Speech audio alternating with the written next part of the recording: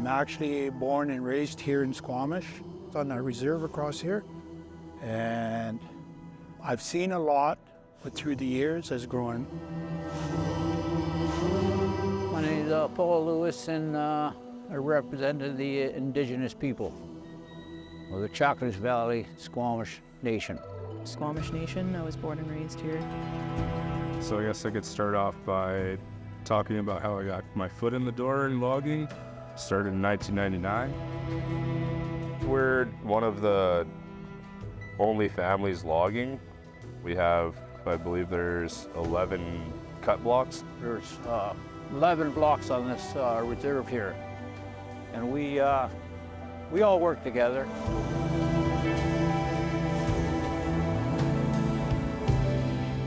Those guys will work on the booms, either on the booms or they're up in the hill. But a lot of our guys that were living close to the water were working on the booms. I got into logging right after high school. 25 years experience now. Wow. Started out just helping my father, Paul, and my Uncle Earl with some heli logging. I've been in this for 45 to 50 years of logging. I trained Roger and his younger brother, Desmond, and a bunch of my nephews trained all them young kids too. Randall and Moses, Dan Baker. It's kind of been something that my family on my dad's side has been doing since my grandfather's grandfather's grandfather, so I guess you could say it's in our blood. I got lucky enough to do it. We're all one family, cousins and sons and brothers, and we all work together. The Indigenous way that we operate here. My dad was a boom man. My brother was a boom man. My Uncle George was a boom man. Fourth generation, Squamish. My grandfather was a logger. My uncle was a logger. My father died as a logger. All my uncles were loggers, and really you're in a town that is pretty much 90% or was 90% logging. Over the past, I'd say 100 to 120 years, my grandfather, my great-grandfather, and my great-grandfather actually logged a lot of the timber here with Clydesdale horses. We've been skidding on the roads that our fathers and grandfathers logged years ago. We've been selectively logging this valley for at least 100 years. My grandfather, Austin Harry, he was actually one of the fallers that they used to use a axe to do the undercut and then handsaw. That used to take days.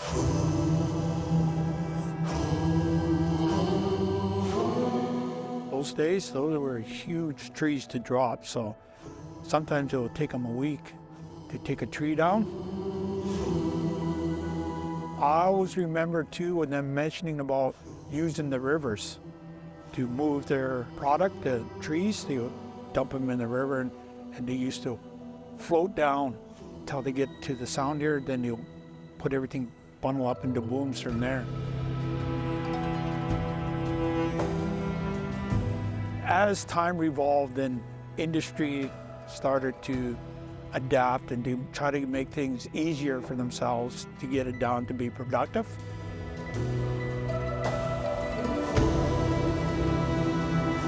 We're flying around helicopters. I was just mainly out there helping pack gear, saw gas and tools and whatnot.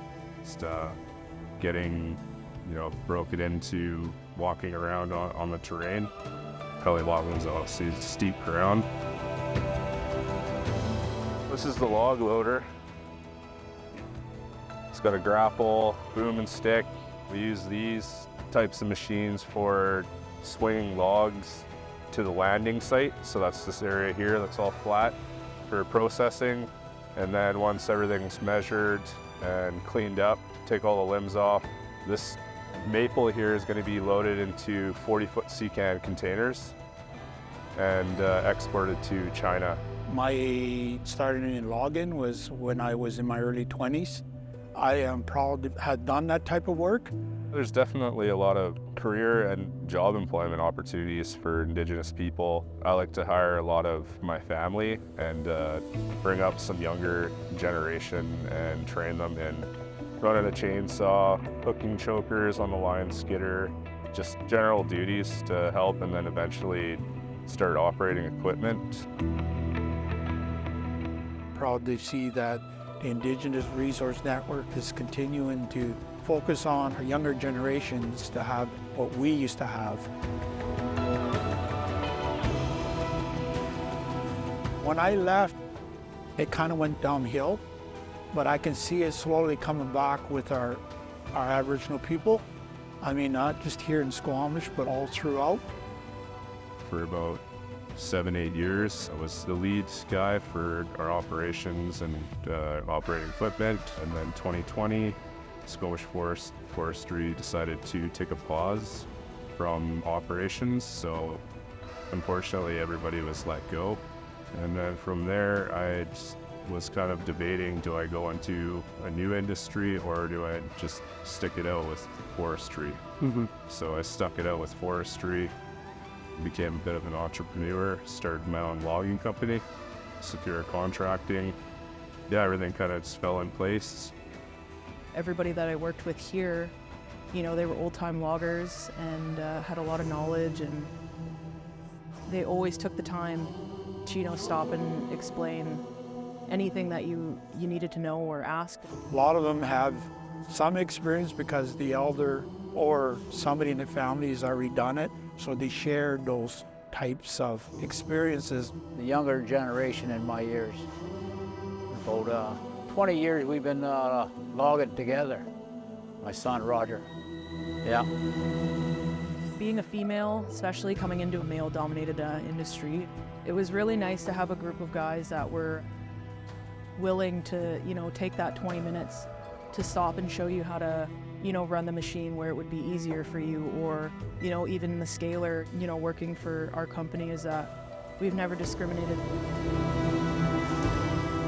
If you're willing to come and work and do it, then, you know what I mean, then come and do it, right? But I've seen plenty of women and, you know, outwork men or whatever, but it's man or woman, it doesn't matter. I'm a 5'9", 260-pound woman. I've always kind of had the strength to do, you know, the log sort work, and I have worse potty mouth than most of the men in the industry, so it's I kind of fit right in. Whether they're up in the hill tree falling or logging, pulling the trees out, or down on the water booming, right? We always will have somebody that takes on that job. Working with these old boys and, you know, my uncles and all the experience I have, you know, working with the construction crew, I just like to take it all into my own scenarios that happen with me at work. My son, he's now working over on the other side at the log sort. I'm proud of him that he decided to do that because it was kind of our family thing. I am very proud to be a part of Squamish Nation and their forest company. Forestry, I know for a lot of people, is taboo, but I guess once you find out how the forestry practices all work and you really educate yourself on how forestry works, it's a great business to be in.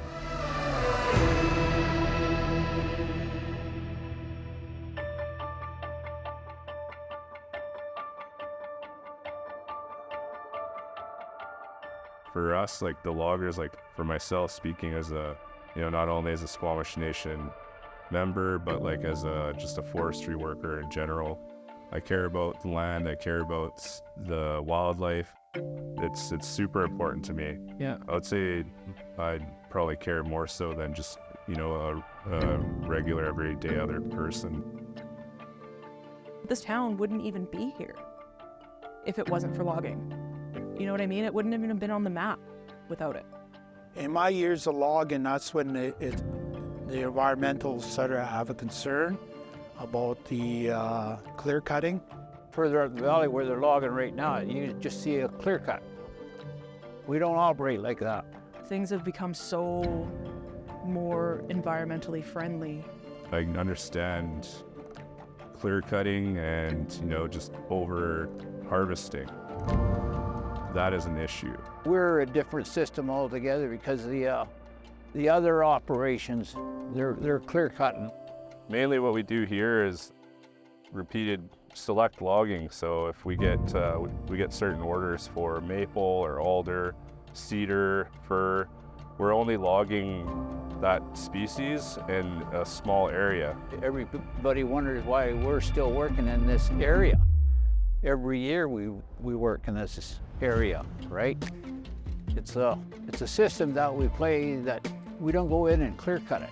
You want to make sure that you're going to be around for like at least 40 years, right? So I mean, you do this little block, you do that little block, and then you move on. They've been doing it for 100 years here, so something's working. It's a pretty good system that we got because we can jump from one block to another block in the span of 4 or 5 years, and the other stuff gives it time to grow. When fire season comes, it's usually slowed down until August or September.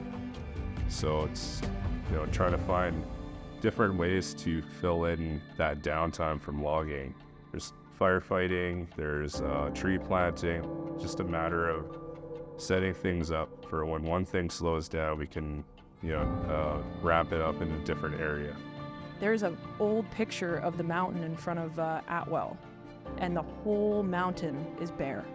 They completely clear cut the whole hill, but it's completely refurbished now, and we don't do that anymore, right? We don't clear cut.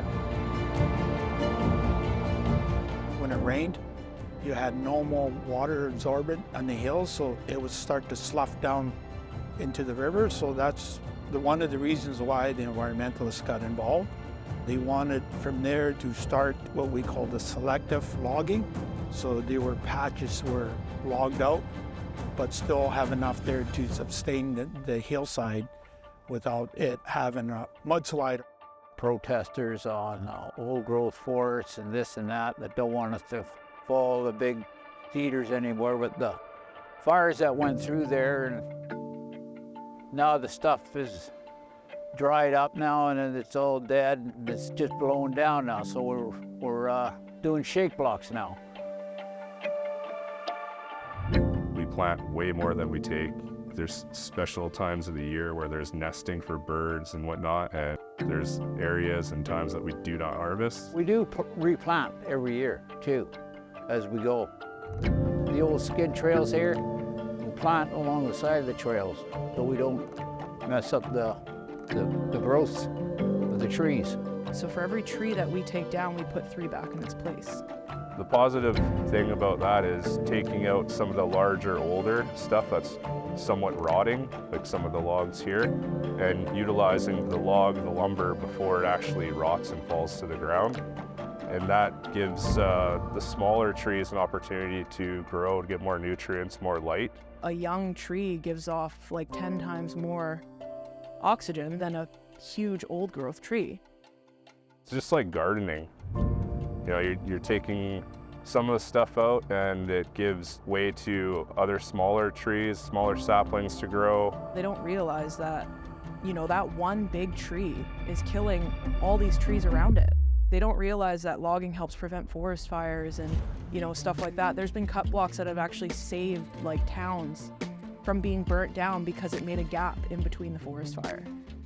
We've had more than our fair share of forest fires, and unfortunately around here they're more likely to be human caused than Mother Nature. I spent my evenings and nights, early mornings just driving around informing people, telling people to put out the fires. This is like very dangerous behavior. I felt the need to protect the land, protect the people, and also the town. We still had people driving up from wherever, could be Washington, could be from the lower mainland, Vancouver area, coming up and having a campfire right in the middle of fire ban. Hearing all the stuff they have to go through just to even get a permit, is there an endangered bird in that tree? Then everything comes to a halt. We see a lot of wildlife, a lot of elk, a lot of deer that constantly move throughout these cut blocks. Even when you go to old cut blocks, you'll see old, pails and, like old skidder lines and stuff like that they just chucked, like old tracks and stuff. They would just leave there because it was just like, man, nature will, do its thing. They didn't even know how to replant. You know what I mean? They were putting the wrong trees with each other because they didn't know any better, right? They didn't really know the science behind it. For us as Squamish people, we really value our trees. We construct our canoes, our longhouses. We have many uses for the bark. We utilize everything top to bottom, even the roots.